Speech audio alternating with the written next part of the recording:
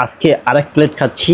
1 2 3টা কোয়েল পাখির ডিম। তো আসলে খিচুড়ির কথা না বললেই নয়। খিচুড়ি এমন একটা খাবার সবাই কম বেশি পছন্দ করে। আমি এখন এই যে টমেটো ভর্তাটা আছে, টমেটো ভর্তা দিয়ে ট্রাই করি। তো দেখেন, তো আসলে খিচুড়ি নাম শুনলে সবাই মুখে জল চলে আসে। ঘরে বানিয়ে আপনারা খিচুড়ি খাবেন। খিচুড়ি যদি আমরা খেতে চাই তাহলে সে 180 টাকা গুনতে হবে। 4-5 পদের ভর্তা থাকবে, ডিম থাকবে, ঘরে বানিয়ে স্বাস্থ্যসম্মতভাবে খাবেন। এখন আমি মাছের ভর্তা দিয়ে একটু ট্রাই করি। মাছের ভর্তা খিচুড়ি দিয়ে খেলে কেমন লাগে। প্রত্যেকটা পারফেক্ট, ঝাল বেশি হয় নাই, কাঁচামরিচ দিয়ে তো ভর্তা করা হয়েছে।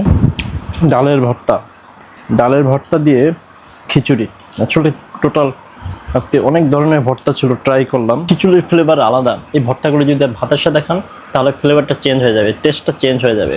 বাংলাদেশের মানুষ হচ্ছে ভর্তা প্রেমিক, ভর্তা ছাড়া চলেই না। ছোট ছোট কোয়েল পাখি আছে, ছোট ছোট কোয়েল পাখির ডিম যদি সাথে ভাজা থাকে আর কোনো কথাই নেই, খেতে একটু টেস্ট লাগে।